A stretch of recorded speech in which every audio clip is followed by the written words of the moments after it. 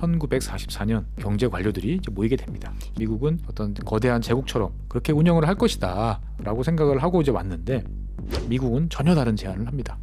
여기에 더해서 미국은 하나 더 약속을 합니다. 야, 그러면은 이거는 미국이 남는 게 있나요? 저희가 지난 시간에 1차 세계대전 이후에 각국이 장벽을 높게 세우면서 관세도 오르고 무역 규모가 줄었다. 그래서 세계화가 축소되고 위축되었다라는 내용 담았었고요. 이제는 그럼 대공황 그리고 2차 세계대전으로 이어지는 이야기 오늘 해주신다고 하셨거든요. 그렇습니다. 2차 세계대전에 관한 이야기는 많이들 알고 계시니까 네. 구체적인 이야기를 제가 이 자리에서 다 드릴 필요는 없겠지만, 2차 세계대전은 이제 인류 역사상 최악의 파괴와 희생을 가져왔다는 점은 이제 분명합니다. 네. 그래서 1939년 이제 시작된 전쟁은 6년을 끌다가 결국 1945년 8월에 이제 최종적으로 미국을 중심으로 한 연합국이 승리를 하면서 막을 내리게 됐습니다. 그래서 이 전쟁이라는 이렇게 큰 전쟁을 치르다 보면 사람들이 이제 어느 순간부터는 이제 미래를 좀 생각을 하게 되죠. 네. 당장은 이제 전쟁이 시작되면 이기는 게 제일 중요한데, 내가 이길 것 같아라고 생각이 되면 이제 앞으로 어떻게 해야 되나라는 고민을 하게 되는 거죠. 그래서 연합국의 승리가 어느 정도 확실하게 예측되던 1944년 이제 미국 뉴햄프셔주의 이제 휴양지였던 이제 브렌튼 우즈라는 지역에 이제 44개국의 경제 관료들이 이제 모이게 됩니다. 경제 관료들은 왜 모인 거예요? 사실 이제 군인들이 모여야 될 것 같은데, 예, 아니면 외교관들이 모여야 될 것 같은데 경제 관료들이 모였어요. 이 전쟁 이후에 세계를 그럼 어떻게 할 것이냐를 논의하기 위해서 모였던 거죠. 그러니까 이제 많은 나라, 특히 이제 유럽에서 온 국가 대표들은 당연히 이제 전쟁이 끝나면 이제 미국이 중심이 된 이제 세력이 이겼다라고 그러면 미국은 유럽에 대규모 군대를 이제 주둔을 시키고, 그 다음에 독일을 비롯한 이제 추축국 영토를 장악하면서 아마 과거의 어떤 거대한 제국처럼 그렇게 운영을 할 것이다. 그래서 거기에 되는 비용을 너희들이 어떻게 부담을 해라 라는 이야기를 하려고 다 불러 모은 거 아니냐라고 생각을 하고 이제 왔는데, 미국은 전혀 다른 제안을 합니다. 어떤 제안이었어요? 미국은 이제 어떻게 보면 당시 2차 세계대전 때 세계에서 가장 발전한 지역이 이제 미국이었죠. 네. 유럽 대륙도 발전했지만 초토화가 됐으니까 어떻게 보면 피해를 하나도 입지 않았던 가장 온전한 시장은 미국밖에 미국이죠. 없었는데, 이 미국의 시장을 전 세계에 개방하겠다라는 이야기를 제안을 합니다. 그러니까 우리는 이제 앞으로 어떤 나라 거는 받고 어떤 나라 거는 안 받고 이게 아니고, 미국의 동등한 자격으로 상품을 판매할 수 있도록 국경을 열겠다. 우리의 시장을 열어주겠다. 야, 획기적인 제안이네요. 그렇습니다. 그러니까 다들 눈을 껌뻑껌뻑 한 거죠. 이게 생신가? 진짜야? 진짜? 그런 거죠. 보면. 여기에 더해서 미국은 하나 더 약속을 합니다. 자, 그러면 다 바다 건너서 미국까지 와야 되는데, 그럼 그 사이에 또 어떤 나라들이 나타나서 이제 바다를 무역을 못하도록 방해를 하고 해방을 놓으면 어떡하나. 미국 해군은 당시에 세계 최강의 해군이 된 상황이었는데, 이 해상 운송의 안전을 미국의 부담으로 지켜주겠다라고 약속을 했던 거죠. 야, 그러면은 이거는 미국이 남는 게 있나요? 사실 이렇게 파격적인 제안을 한다라는 게 네. 미국도 다 생각이 있고 나름의 이득이 있어서 이렇게 말하지 않았을까 싶거든요. 그렇죠. 그러니까 이제 미국 입장에서 봤을 때는 이제 여러 가지 생각을 했던 거죠. 왜 이런 전쟁이 벌어졌을까라고 생각을 해보니까 각국이 다 이제 관세로 장벽을 쌓아 올리고 서로가 그 안에서 내 거는 조금이라도 잃지 않으려고 하는 와중에 경쟁을 하다가 결국은 2차 세계대전이 벌어졌다라고 생각을 했던 거죠. 또 다른 측면에서 보면 이제 미국이 어쨌거나 이제 유럽을 도와가지고 전쟁에서 승리를 했는데, 유럽을 관리하고 통치하는 것을 미국이 떠맡게 되면 또 막대한 비용이 들어갈 텐데, 예전처럼 평화롭고 잘 살던 유럽이라면 모르겠지만 지금 폐허가 된 유럽에서는 그렇게 해봐야 얻는 이득이 없는 거죠. 네. 그러다 보니까 차라리 미국 시장을 열어서 무역을 회복시켜가지고 유럽 국가들이 돈을 벌어서 자기들 스스로 복구하도록 하는 게 훨씬 경제적이고 효과적이다라고 생각을 했던 거죠. 네네. 그러면 자연스럽게 미국은 이제 이런 과정을 통해서 세계 경제를 주도하는 어떤 그러한 카드도 확보할 수 있겠다라고 생각했던 거죠. 어떻게 확보를 해요? 일단은 세계 무역을 활성화한다라고 생각을 해보면, 다시 20세기 초반으로 돌아가서 생각을 해보면 여러 가지 조건들이 맞아 떨어졌던 거죠. 이제 무역을 위한 해상 운송 비용도 낮아지고, 네. 그 다음에 해적 케이블도 생겨서 통신도 편해졌지만, 가장 필요한 것은 이제 안정적인 환율이었던 거죠. 그러니까 과거에는 근본이제였으니까 근물 네. 중심으로 딱 고정이 돼 있었으니까 내가 환율을 손해를 볼 필요가 없는데, 하지만 그렇다고 근본이제로 돌아갈 수 없었던 거는 근본이제는 너무 경직되어 있어가지고 우리가 대공황 때 이야기한 것처럼 이제 돈을 써야 되는데 정부가 돈을 못 쓰게 만드는 요인이 되던 것도 이제 근본이제였던 거죠. 그래서 등장한 것이 이제 유연한 금본위제입니다. 그러니까 어떻게 되냐면 1온스당 금 1온스 한 3.75g 정도 되는 거죠. 네. 이제 1온스당 35달러 미국 달러를 기준으로 딱 설정을 해놓고 미국 달러에 맞춰서 환율을 이제 결정을 합니다. 그럼 이렇게 되면 금본위제랑 똑같은데 차이가 뭐냐면은 10% 정도 범위 내에서는 오르내릴 수 있도록 이제 유연해졌군요, 예. 이제. 그래서 우리가 적자를 보면 좀 환율이 조금 이제 그 평가절하되고 아니면 뭐 평가절상되고 하는 것들을 용납을 해주게 됐던 거고요. 네. 만약에 어떤 나라가 이렇게도 해결이 안 되는 경우들이 있을 거예요. 갑자기 뭐 무역이 뭐 너무 축소됐다든지 여러 가지 일이 있으면 그러면 그걸 넘어서는 환율 변동이 필요할 경우에는 국제통화기금 IMF의 승인을 받도록 해서 이제 자국의 이익만을 위해서 환율을 막 조작하는 일을 막도록 이제 했던 체계를 만들었던 거죠. 그러니까 환율 변동의 체제가 지금 이때 만들어진 거군요. 그렇죠. 지금하고 비슷하지만 좀 다른 게 네. 미국 달러는 기본적으로 금에 이제 딱 고정이 돼 있고 나머지는 이제 달러를 기준으로 좀 오르내릴 수 있는 좀 약간 유연한 근본이제 네. 정도로 됐던 건데 이렇게 만들어진 체제를 이제 이 동네 이름을 따서 브레튼 우즈 체제라고 이제 부르고 지금까지 달러가 중심이 되는 체제가 이때 만들어진 거죠. 그러니까 44년이니까 거의 80년이 이제 다 돼가는 상황입니다. 네. 그래서 이 체제의 핵심은 뭐냐? 자유무역입니다. 그래서 국가가 이제 무역에 필요한 통화를 이제 통제하기 위해 수입을 제한하는 등의 해규는 이제 엄격하게 제한되도록 했습니다. 그래서 이제 물건도 이제 자유롭게 다니도록 했는데 딱 하나 자유롭게 거래할 수 없는 물건이 이 논의 과정에서 등장을 하게 됩니다. 자유무역 체제인데 할 수 없는 물건이요? 뭐였을까요? 바로 돈이었습니다. 돈. 돈? 네. 그러니까 이제 투자자들이 마음대로 통화를 이제 거래할 수 있다면, 이를테면 나는 뭐 프랑을 팔고 뭐 파운드를 사들이고 이런 일을 마음대로 할 수 있다면 안정적으로 환율 유지가 불가능하다라고 생각을 했던 거죠. 네. 그래서 이제 미국을 비롯한 이제 많은 나라들은 이때부터 이제 외환 거래를 매우 엄격하게 제한을 했습니다. 그래서 내가 실제로 물건을 수출하거나 수입했을 때만 이제 환전을 할 수 있도록 그렇게 했고, 그냥 내가 저 나라에 공장 지을래요. 아니면 네. 내가 저 나라가 이제 경제가 괜찮은 것 같으니까 좀 투자하고 싶으니까 환전해 주세요. 이런 것들은 거의 불가능하도록 이제 막았던 거죠. 그러니까 상품만 잘 돌아다닐 수 있도록 만들어준 체제입니다. 네. 그래서 이제 이런 브레튼 우즈 체제는 선진국들을 중심으로 이제 자유무역의 이제 우수성 이런 것들을 인정했다라고 이제 볼 수 있는데, 2차 세계대전 이후에 독립한 많은 국가들은 이런 선진국들의 생각에 대해서 다른 입장이었습니다. 좋아했을 것 같은데 왜 그렇게 생각을 안 했을까요? 그러니까 이제 그동안에 이제 새롭게 독립한 국가들은 대부분 식민지였던 네. 거죠. 그래서 그동안에 자기들이 겪어왔던 경험을 보니까 이 자유무역이라는 것들은 이제 산업이 발달한 유럽과 미국의 선진국들한테는 여러모로 도움이 되지만 주변부 국가들, 자기처럼 식민지였다가 이제 막 독립한 이런 나라한테는 과거에 보면 오히려 더 안 좋아졌다라고 생각을 했던 거죠. 경쟁력이 떨어져서 그랬을까요? 그렇죠. 그러니까 이제 경쟁력 수준이 매우 큰 차이가 큰데 이걸 한 질서에 몰아놓으면 개도국들은 성장할 수 없다라는 이제 논리였던 거죠. 한편으로 이해가 가긴 하네요. 예, 우리나라 네. 분들은 좀 이해가 되는데 조금 더 구체적으로 이제 설명을 해보면 이제 그렇습니다.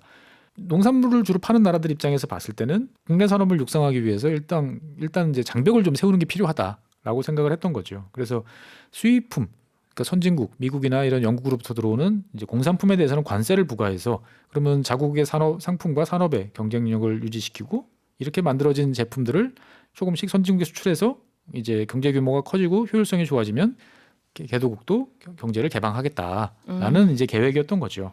전 이게 맞는 것 같은데요. 네, 이런 논리는 이제 수입 대체 전략이라는 이제 어려운 이름으로 이제 보통 불립니다. 그래서 사실 맞는 것 같다고 말씀해 주셨는데 네. 많은 사람들이 실제로 그렇게 생각을 했어요. 그래서 네. 1950년대 이후에 중남미, 아프리카 그리고 아시아 등 신흥 독립국 대부분은 이 체제를 수입 대체 전략을 채택을 하게 됐던 거죠. 근데 이론과 실제는 많이 달라서 큰 어려움이 발생을 하게 됩니다. 어떤 어려움이었어요? 그러니까 이제 아까도 말씀드렸지만 대부분의 신흥 독립국들은 기본적으로 이제 농산물 또는 네. 이제 광물 자원 이런 이제 상품을 선진국에 판매해서 돈을 벌어야 되는 이제 이런 상황이 있었던 거죠. 그런데 이런 상품들은 뭐 지금도 그렇지만 가격 변동이 매우 심해요. 풍년이 되면 곡물 가격은 당연히 이제 떨어지고. 폭락하고, 뭐 홍수가 나서 이제 광산이 잠기면 또 곡물 가격이 폭등하고. 그래서 예측 가능성이 떨어지다 보니까 이 중장기적으로 뭐 투자를 한다든지 네. 어떤 계획을 수립하기가 매우 어려웠던 거죠. 그래서 1950년대 개도국들은 이런 국제적으로 이 상품 가격의 급변을 통제할 수 있어야 이제 개도국들이 성장할 수 있다라고 이제 주장을 하게 됩니다. 아니 그 마음은 알겠는데 그게 가능하긴 한가요? 그렇죠. 그러니까 선진국으로서는 아니 이게 수요 공급 원칙에 따라서 네. 정해지는 가격인데 이걸 어떻게 통제할 수 있냐라고 그러니까요. 이제 반대를 했던 거죠. 말이 안 된다. 홍수 잠기는 걸 우리가 막을 수도 없고. 그렇죠. 그러니까 논리적으로 보면 이 선진국들의 말이 맞아요. 그런데 이제 2차 세계대전 이후의 국제사회 분위기는 이제 그렇지 않았던 거죠. 그러니까 개도국들의 어떤 목소리에 힘을 좀 실어주는 이제 그런 분위기였고, 그래서 1958년 이제 관세 무역 일반 협정, 지금은 없어진 이제 가트라는 이 체제에서 신흥 독립국들의 주장이 꽤 타당하라고 이제 보고서를 냅니다. 그래서 이 보고서가 나오자마자 이제 77개 이르는 이제 국가들은 한 이제 협의체를 만들어 가지고 유엔 차원에서 이런 노력을 해달라라고 요구를 하게 됩니다.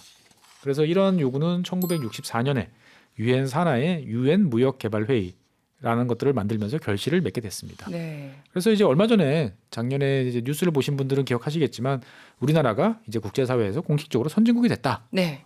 이제 이야기를 했는데, 이 유엔 무역 개발 회의라는 이 기구가 이제 우리나라를 선진국으로 분류했던 겁니다. 이 기구가 우리나라와도 연관이 있었군요. 그렇습니다.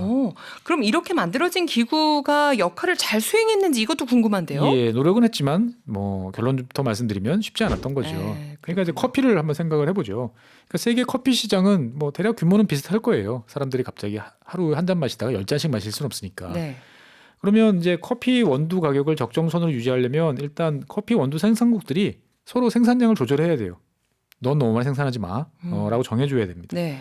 근데 만약에 이제 그렇게 했는데도 풍년이 들어가지고 커피 원두가 너무 많이 생산됐다면 누군가 나서가지고 이 초과 생산된 원두를 사들여서 보관해서 그렇죠. 시장 가격 하락을 막아야 돼요. 그 다음에 반대로 과도하게 높아져서 이제 사람들이 커피를 안 마시게 되는 일이 벌어지면 보관된 원두를 풀어서 가격을 낮춰줘야 되는 거죠. 이거 딱 그거 생각나는데요. 추곡수매? 그렇죠. 우리가 예전에 하던 추곡수매. 네. 예, 비슷합니다.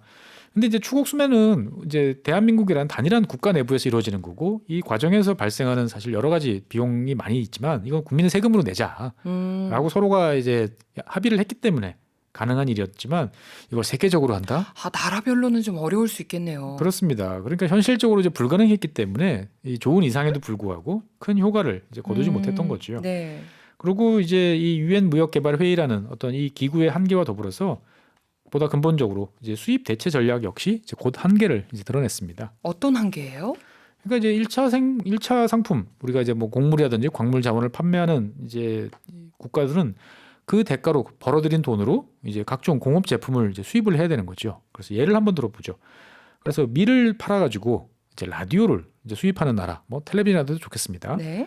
근데 이제 이 나라 입장에서 봤을 때 보면은 라디오를 만약에 국내에서 생산할 수 있다면, 그러면 우리가 밀을 팔아서 얻는 수익을 이제 라디오를 수입하는 것보다 더 효과적인 다른 부분에 투자할 수 있겠죠. 그렇죠. 그래서 그러면은 이제 라디오 공장을 건립하자라는 생각을 하게 됩니다. 그리고 국내에서 만들어진 라디오를 보호하기 위해서 해외 라디오 수입을 막기 위해서 높은 관세를 부과하자라는 결론에 도달하게 됩니다. 근데 이 얘기도 들어보니까 좀 합리적으로 들려요. 맞아요. 근데 이게 어떤 문제가 그 잘 생각해 보면 네. 말이 되는 것 같은데 여기 숨어 있는 이제 함정들이 몇 개 함정이 있어요. 있어요? 예. 라디오 공장을 건설하기 위해서는 라디오를 만드는 여러 가지 기계, 설비 이런 것 자체를 외국에서 들여와야 되는 거예요. 라디오 한 대 들어올 때 만약에 1달러를 주는 데 비해서 이런 라디오 공장을 짓는 설비를 들여온다. 그러면 수십만, 수백만 달러가 들어가겠죠. 그렇겠네요. 그러니까 훨씬 많은 돈을 들여가지고 공장 건설을 위한 기계를 수입해야 돼요. 그다음에 일단 공장을 짓고 나면 거기 들어가는 부품들 이런 것도 처음에는 다 수입해봐야 돼요. 자기네 나라에서 물건을 만든다는 이상은 좋지만 네. 막대한 목돈이 들어가고 그것도 앞으로 계속 들어가야 되는 이제 그러한 상황이 돼야 되는데, 가난한 나라에서 이렇게 할 돈이 있을까요? 돈이 없죠. 그러니까 시작을 할 출발선의 자금 자체가 없네요. 그렇습니다. 네. 시작이 힘든 거고 그다음에 어렵게 어디서 돈을 막 끌어오고 빌려서라도 공장을 만들어도 문제는 이제 계속돼요. 그러니까 왜냐하면 이런 그 개도국들은 가난하기 때문에 라디오 수요가 많지 않아요. 그러니까 선진국에서는 이를테면 다른 나라에 수출할 용도까지 계산해가지고 100만 대를 만들 때 이런 나라들은 우리는 우리 나라만 쓰면 되니까 한 10,000대만 만들자라고 할 수밖에 없는 거죠. 네. 그러면 어디가 더 저렴할까요? 당연히 이제 대량 생산하는 쪽이 훨씬 저렴하겠죠. 그렇죠. 그러니까 이제 가난한 나라에서 만든 라디오는 선진국보다 더 비싸고, 근데 그럼에도 불구하고 품질이 좋을 가능성은 별로 없겠죠. 네. 그러니까 이런 비싸고 열악한 제품을 이제 판매를 해야 또 공장이 돌아가잖아요. 그러면 누구한테 팔 수 있을까요? 자기네 국민들한테 강제로 강매하는 방법밖에 없는 거죠. 그러니까 이제 우리가 예전에 경험했던 국산품 애용이라는 캠페인이 이렇게 시작이 되는 거죠. 네. 그러면 뭐 어떻든 이런 이제 시스템이 도입이 되면 라디오를 생산하는 기업은 땅 짚고 헤엄치기로 쉽게 돈을 법니다. 왜냐하면 정부가 장벽을 세워서 외국 라디오 수입도 막아주고, 도와주니까. 그다음에 국내에 자 국산품 라디오 사세요. 만약에 이제 라디오가 잘 안 팔리면 정부가 사서 뭐 학교에 보급해주기도 하고 하면서 시장도 만들어주니까 앉아서 이제 돈을 많이 벌게 됩니다. 그러니까 드라마 같은 걸 봐도 이걸 초창기 뛰어들었던 라디오 회사들은 그렇죠. 정부의 지원도 받고 승승장구를 하는데 저거 정부에서 많이 도와주네. 우리도 한번 해볼까 하고 뒤늦게 뛰어드는 기업이 많을수록 이게 또 문제가 생기더라고요. 그렇습니다. 그래서 이제 정부가 나서는 거죠. 그래서 특정 사업자 A라는 회사 너한테만 이제 너는 라디오 만들고 B라는 네. 회사 너는 자동차를 만들고 이렇게 독점적 지위를 부여해야만 이게 돌아갈 수 있는 시스템인 거죠.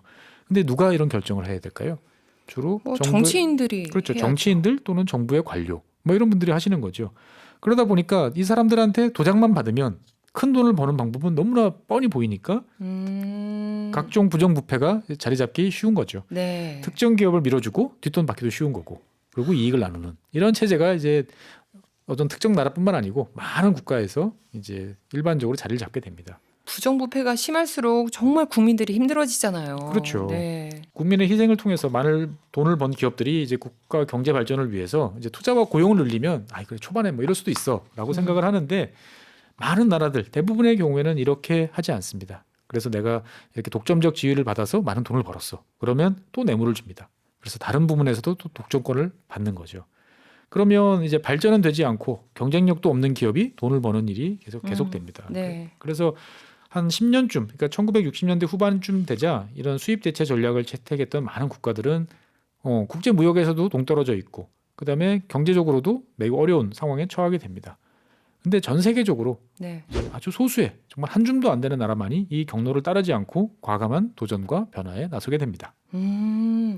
야, 이런 분위기를 뚫고 과감한 도전에 나선 나라들이 그렇습니다. 어떤 나라들인지 굉장히 또 궁금해지는데 네.